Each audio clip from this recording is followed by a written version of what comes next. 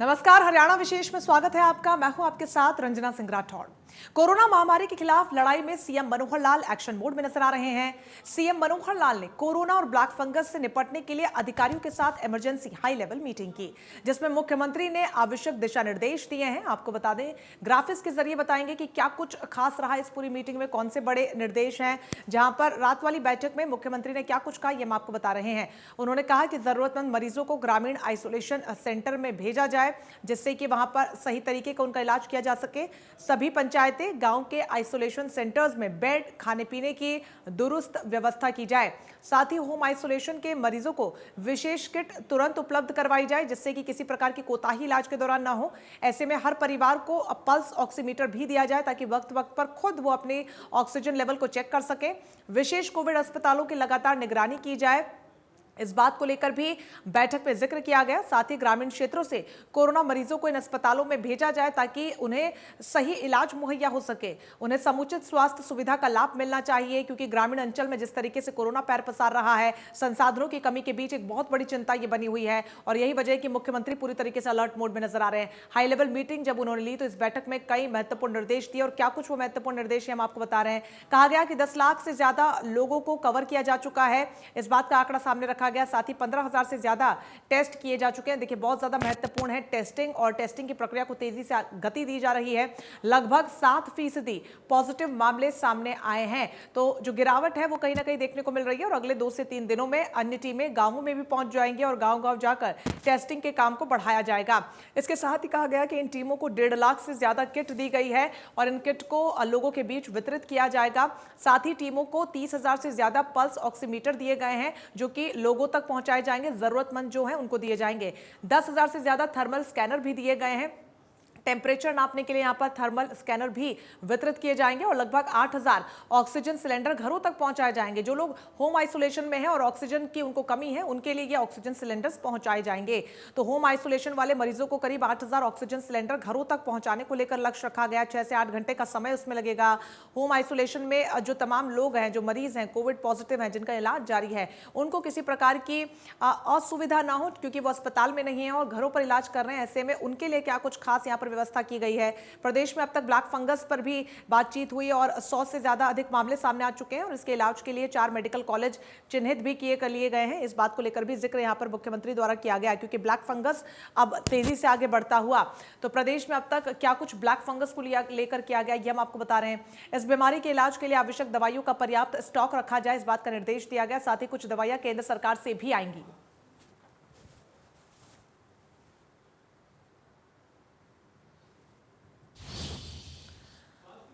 तो वहीं black fungus से निपटने के लिए हरियाणा सरकार भी एक्शन में नजर आ रही है। स्वास्थ्य मंत्री अनिल विज ने कहा कि ब्लैक फंगस के लिए हर मेडिकल कॉलेज में 20-20 बेड की व्यवस्था की गई है। साथ ही उन्होंने अस्पतालों से ब्लैक फंगस के मरीजों को मेडिकल कॉलेज में रेफर करने के निर्देश भी दिए हैं। साथ ही उन्होंने कोरोना काल में प्राइवेट अस्पतालों को मरीजों से ओवरचार्ज न करने की भी चेतावनी दी है। 20-20 बेड के वार्ड तैयार कर दिए गए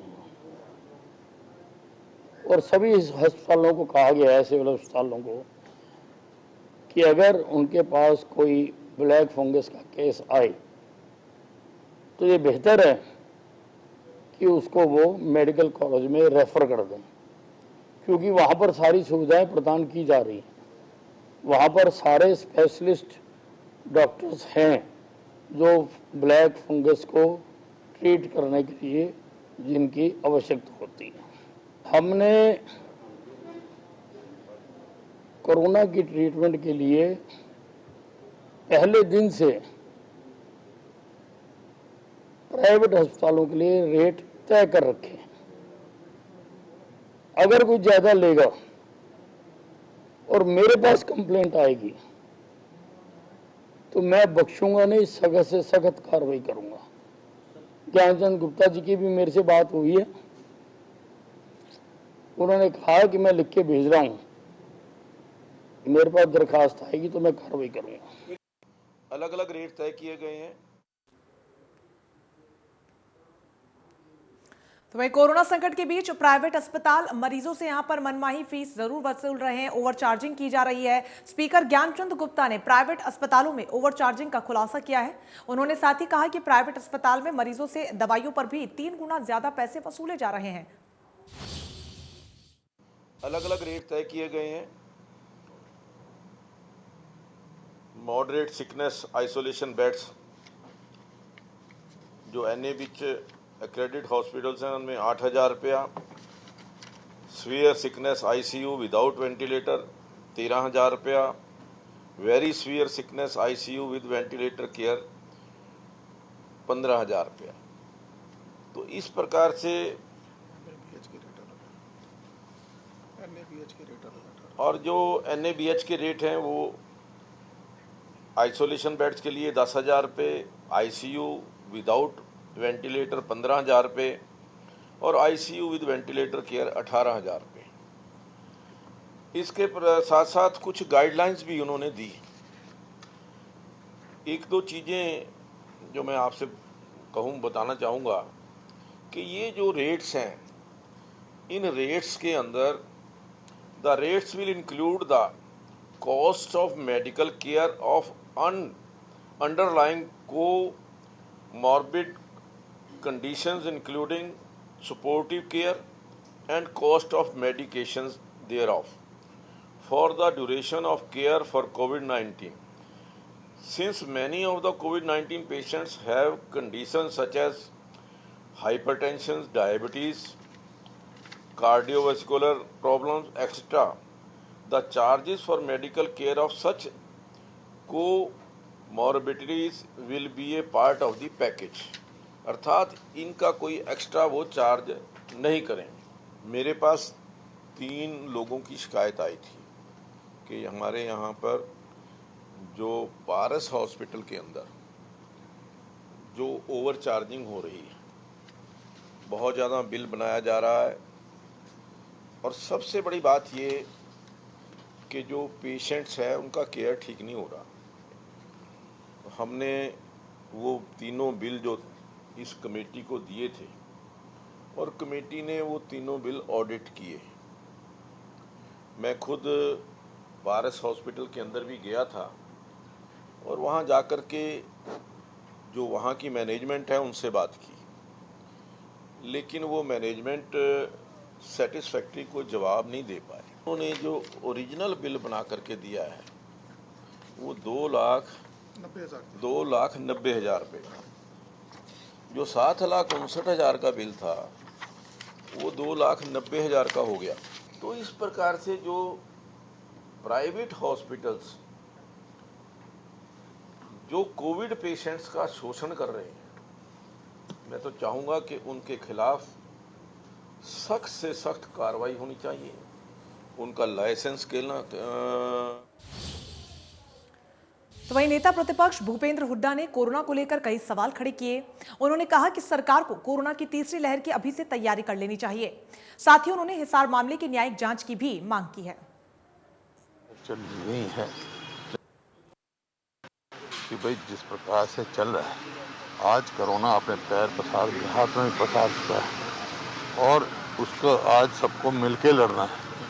लेकिन अभी तक इंफ्रास्ट्रक्चर नहीं है, लेकिन सबको चाहिए ये कि भाई हम मिलके लड़ाई लड़ें और ध्यान उधर दें बजाय उद्घाटन करने के। जो इससे लड़ाई के लिए इकट्ठा होकर लड़ाई लड़ें, कोरोना को हराएं और सब इकट्ठे होंगे। अकेली सरकार नहीं, अकेले राजनेता नहीं, हर व्यक्ति सब मिलके सब लड़ेंगे तो कोरोना को हार दिया जा सकता है। और अभी से तैयारी करनी चाहिए। तीसरी जो है लहर भी आने के अंदेशा है। जो लाठीचार्ज जो है, इस बात की न्यायिक जांच होनी चाहिए। जो दोषी उसको सजा मिलनी चाहिए। बेकसूर शांतिप्रिय ढंग से जो किसान अपना विरोध। प्रदेश में ब्लैक फंगस सबसे ज्यादा गुरुग्राम में कहर बरपा रहा है। साइबर सिटी में ब्लैक फंगस के 70 मरीज मिल चुके हैं और इसी के साथ हड़कंप की स्थिति देखी गई। स्वास्थ्य विभाग सभी अस्पतालों के संपर्क में है। साथ ही प्राइवेट अस्पतालों को निर्देश दिए गए हैं कि जरूरत ना हो तो कोरोना मरीजों को स्टेरॉयड नहीं दिया जाए। गुरुग्राम में ब्लैक फंगस की क्या कुछ स्थिति है, इस पर बात करने के लिए हमारे साथ हैं गुरुग्राम के CMO doctor Virendra Yadav. Sir, Gurugram में आज तक कितने अभी तक ब्लैक फंगस के मामले सामने आए हैं और स्वास्थ्य विभाग क्या कुछ अभी सबको लेकर कर रहा है? देखिए, जो ब्लैक फंगस या म्यूकोरमाइकोसिस हम जिसको कहते हैं कि इसको एक नोटिफाइबल डिजीज डिक्लेयर कर दिया गया था। हमारे स्वास्थ्य मंत्री जी ने इसको नोटिफाइबल डिजीज डिक्लेयर करने के लिए कहा। उसके बाद एक नोटिफिकेशन जारी हो चुकी है स्टेट की तरफ से। तो अभी इनको सभी जिला अस्पतालों को या प्राइवेट अस्पतालों को ब्लैक फंगस या म्यूकोरमाइकोसिस का कोई केस है तो उसको अपलोड करना पड़ेगा या हमें बताना पड़ेगा, नोटिफाई करना पड़ेगा। और अभी तक मैं अगर बात करूं कि आज सुबह 11 बजे तक हरियाणा स्टेट के जो पोर्टल पर अगर म्यूकोरमाइकोसिस के 150 के करीब केस अपलोड किए गए हैं विभिन्न जिलों द्वारा या प्राइवेट अस्पतालों द्वारा। और गुरुग्राम में, क्योंकि गुरुग्राम मेडिकल हब है और ज़्यादातर सबसे बड़े ज़्यादा अस्पताल और मरीज कोविड के गुरुग्राम में हैं, 71 केसेज इस 150 केस में से वो गुरुग्राम के हैं जो ब्लैक फंगस या म्यूकोरमाइकोसिस के कहूँ अपलोड किए गए हैं पोर्टल के ऊपर। शॉर्टेज की आपने बात कही दवाइयों की, क्या उम्मीद कर सकते हैं कि कब तक ये शॉर्टेज जो है वो खत्म हो जाएगी, उपलब्धता जो है वो दवाइयों की होगी ब्लैक फंगस की? नहीं, एम्फोटेरेसिन बी की उपलब्धता स्टेट हेडक्वार्टर को हमने अप्राइज कर दी गई है। बहुत जल्दी एम्फोटेरेसिन बी की उपलब्धता करवाई जाएगी और सभी से एप्लीकेशन लेकर ये दवा सभी को दी जाएगी। जो एम्फोटेरेसिन बी की जो कमेटी बनाई गई है वो निर्धारित करेगी कि क्या ये इस इलाज में या इस कैटेगरी में फिट बैठते हैं कि इनको एम्फोटेरेसिन बी दी जा सकती है। क्योंकि यहाँ जैसा आपने पहले भी देखा, रेमडेसिविर में या टोसिलिजुमैब में भी देखा, अनावश्यक रूप से बहुत सारे लोगों ने दवा लिखी और एक आर्टिफिशियल मार्केट में शॉर्टेज क्रिएट कर दी जाती है चीज़ों की। तो इसको अवॉइड करने के लिए एम्फोटेरेसिन बी जैसे नोटिफाइबल डिजीज होने के बाद ब्लैक फंगस, ये मेडिसिन भी सरकार के द्वारा कंट्रोल रूप से ही प्रोवाइड करवाई जाएगी। यहाँ साथ में सभी प्राइवेट अस्पतालों को और हम सिविल अस्पतालों को या IMA या नर्सिंग होम के जितने भी डॉक्टर्स हैं उनसे अनुरोध करना चाहेंगे कि अपने पेशेंट्स पे अनावश्यक रूप से स्टेरॉयड का इस्तेमाल ना करें। और अगर यह साथ में डायबिटिक या कोई और कोमॉर्बिड कंडीशन है, पर्टिकुलरली कोई इम्यूनो कॉम्प्रोमाइज्ड कंडीशन है, तो ऐसे केसेस में स्टेरॉयड की डोजेज को अच्छे से टाइट्रेट करें और शुगर कंट्रोल या इम्यूनिटी को अच्छे से टाइटली आप क्लोजली मॉनिटर करें ताकि ब्लैक फंगस के इस किस्म के केसेस हमारे जो कोविड या पोस्ट कोविड केसेस में ना आए। तो हरियाणा में सबसे ज्यादा गुरुग्राम में 71 अभी तक ब्लैक फंगस के मामले सामने आ चुके हैं और उसको लेकर स्वास्थ्य विभाग भी पूरी तरह से सचेत है और लगातार जो तमाम प्राइवेट और सरकारी हॉस्पिटल्स हैं उनके टच में जो है वो स्वास्थ्य विभाग है। कोशिश यही की जा रही है कि जो भी ब्लैक फंगस से पीड़ित हैं उन्हें इलाज मिल सके और इसके अलावा जो ब्लैक फंगस के लिए दवाई है उसकी उपलब्धता भी सुनिश्चित की जाए। कैमरामैन गीतम के साथ राज वर्मा, इंडिया न्यूज, गुरुग्राम। तो देश और प्रदेश में जहां पर कोरोना का कहर जारी है तो वहीं कोरोना ने नई लोगों की जिंदगी भी छीनी है। तो वहीं अब ब्लैक फंगस भी लोगों के लिए जानलेवा साबित हो रहा है। सिरसा में भी ऐसा ही मामला सामने आया जिनमें लोगों की जान ब्लैक फंगस की वजह से चली गई।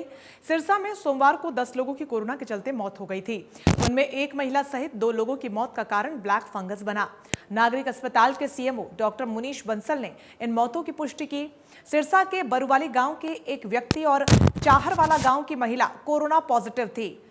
साथ ही वो ब्लैक फंगस से भी पीड़ित थे। दोनों की मौत का कारण ये बीमारी बनी। सिरसा में अब तक 7 मामले ब्लैक फंगस के सामने आ चुके हैं। करनाल में भी एक पार्षद की ब्लैक फंगस के चलते जान जा चुकी है। इसके अतिरिक्त फतेहाबाद में भी एक महिला की मौत इस वजह से ही हुई।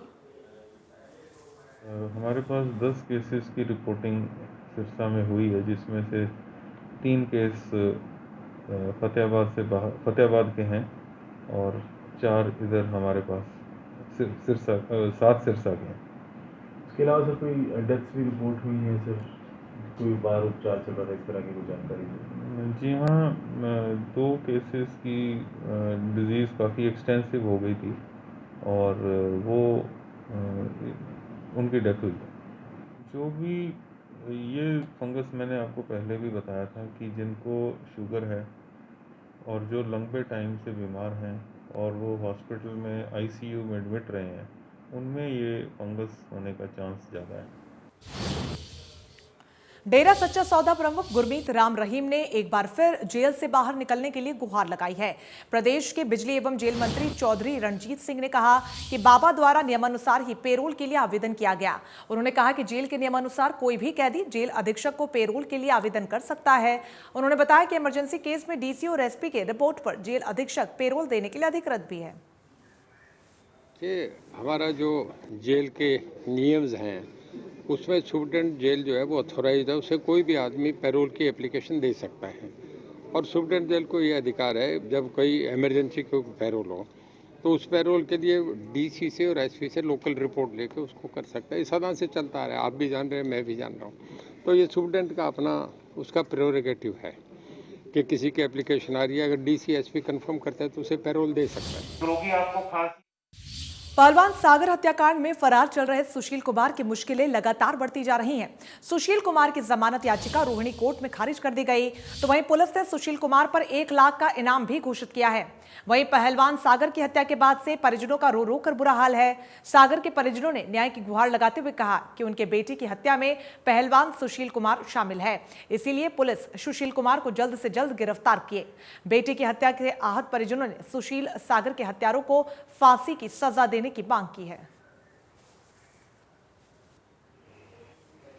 मैं तो यही कहना चाहूँगी जी कि मेरा बेटा ओलंपिक की तैयारी कर रहा था और उसकी हत्या कर दी सुशील ने। और हम ये चाहते हैं कि सरकार से भी, प्रशासन से भी और अदालत से भी कि इनको फांसी की सजा होनी चाहिए, क्योंकि मेरा बेटा एक उभरता हुआ सितारा था और कामयाबी के शिखर पे पहुंचने वाला था और इससे ये सहन नहीं हो रहा था। हम ये कहना चाहते हैं कि हमारा जो भांजा था सागर धनखड़ बहुत ही निहायत ही शरीफ और अच्छी आदत का था और उसकी जो तैयारी थी ओलंपिक जाने की थी और उससे पहले भी उसने कई देशों से पदक लिए हैं। वो अपने लिए नहीं, वो देश के लिए खेलना चाहता था, देश के लिए पदक लेना चाहता था। मैं ये भी कहना चाहता हूँ कि उसको जो भी इंसान आदमी जो उसको लकोए हुए हैं, शरण दिए हुए हैं, उनके खिलाफ भी पुलिस कार्रवाई करे और उनको फांसी, मतलब सुशील कुमार को फांसी तक देने की हम तो ये चाहेंगे कि ऐसे आदमी को फांसी मिले। आसिफ हत्याकांड मामले में खलीलपुर गांव में तनाव का माहौल बना हुआ है। आपसी रंजिश में युवक की हत्या के बाद बड़ा बवाल देखने को मिला, जिसके बाद आज डीसी धीरेन्द्र खड़गटा और एसपी नरेंद्र सिंह बिजारनिया ने खेड़ा खलीलपुर गांव का दौरा किया और इस दौरान गांव के लोगों ने शांति बनाए रखने की अपील उनसे की गई। गांव में एहतियात के तौर पर पुलिस जवानों की तैनाती कर दी गई है। दूसरी तरफ हत्याकांड में गिरफ्तार किए गए 6 आरोपियों को रिमांड पर लेने की तैयारी की जा रही है। बता दें कि पुलिस ने इस मामले में 14 नामजद सहित 15 से 20 अन्य लोगों के खिलाफ हत्या की धाराओं के तहत मुकदमा दर्ज कर लिया था, जिनमें से चंद घंटों में ही 6 आरोपियों को पुलिस ने गिरफ्तार कर लिया। बाकी आरोपियों की तलाश में पुलिस छापेमारी कर रही है। हमने तुरंत इसमें कार्रवाई करते हुए पुलिस के द्वारा इसमें 6 आरोपी जो है तुरंत इसमें गिरफ्तार कर लिए गए। जो बाकी नामजद हैं उनकी भी धरपकड़ जारी है। साथ ही साथ हमने जो गांव के मौजूद लोग हैं उनकी एक कमेटी बनाई है और मौके पे भी आज हम जाके आए, उनको आश्वासन दिया है कि किसी भी तरह पे अपना जो गाँव का माहौल है खराब ना करना दिया जाए। कोई भी ऐसा व्यक्ति, बाहरी व्यक्ति जो कि इसका माहौल खराब करना चाहता है उसको आप रोकिए। साथ ही साथ हमने ये भी कहा है कि गाँव के ही 2 मौजूद व्यक्तियों को आप साथ में जोड़ लीजिए और जो भी हमारी तरफ से पुलिस की तरफ से सहयोग रहेगा वो हमने करेंगे। इसके अंदर परिवार वालों ने 14 नामजद और कुछ अन्य के नाम दिए हैं जिनका इस घटना में संलिप्तता बताई गई है। तो इस मामले में कल एफआईआर दर्ज कर ली गई है और कल ही 6 लोगों को गिरफ्तार कर लिया गया है। बाकी लोगों को गिरफ्तार करने के लिए डीएसपी हेडक्वार्टर की अध्यक्षता में एक एसआईटी बना दी गई है, जिसमें cyber cell incharge, CI incharge और बाकी पुलिस ऑफिसर्स की ड्यूटी लगाई गई है कि जो बाकी जो मुलजिम हैं इनको जल्द से जल्द पकड़ा जा सके। कोरोना महामारी की दूसरी लहर का कहर देखने को मिल रहा है और इस संकट की घड़ी में एक बार फिर पूर्व केंद्रीय मंत्री विनोद शर्मा लोगों की मदद के लिए आगे आए हैं। पूर्व केंद्रीय मंत्री विनोद शर्मा और मेयर शक्ति रानी शर्मा के निर्देश पर लगातार अंबाला शहर में सैनिटाइजेशन का काम किया जा रहा है और इसी कड़ी में उदयपुर और गोविंदगढ़ गांव सैनिटाइज किया गया ताकि कोरोना महामारी से अंबाला वासियों को बचाया जा सके। पूर्व केंद्रीय मंत्री विनोद शर्मा और मेयर शक्ति रानी शर्मा इस संकट की घड़ी में अंबाला के लोगों की हर संभव मदद कर रहे हैं, तो वही अंबाला वासी भी केंद्रीय मंत्री विनोद शर्मा का धन्यवाद कर रहे हैं।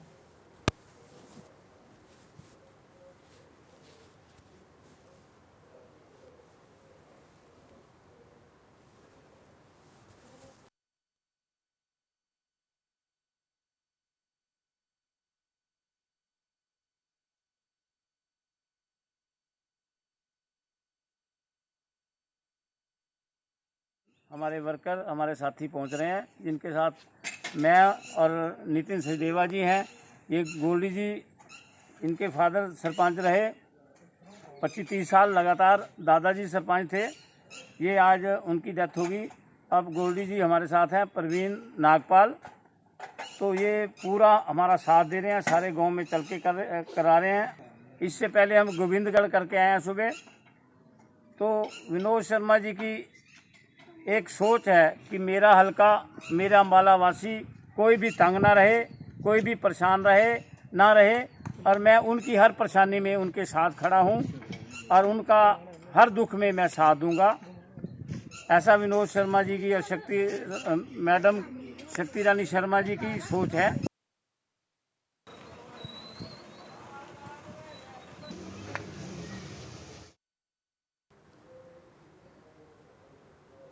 तो तस्वीरें आपको दिखा रहे हैं किस प्रकार सैनिटाइजेशन का काम किया जा सके, जिससे कि कोरोना की जो जंग लगातार जारी है उसमें फतेह पाई जा सके। अंबाला वासियों को हर तरीके से सुरक्षित करने के लिए पूर्व केंद्रीय मंत्री विनोद शर्मा द्वारा पूरी तरीके से कवायद तेज है। ऐसे में ग्रामीण इलाकों में सैनिटाइजेशन का काम किया जा रहा है। इसी के साथ हरियाणा विशेष में फिलहाल के लिए बस इतना ही, लेकिन लगातार बड़ी खबरों के लिए बने रहिए हमारे साथ। नमस्कार।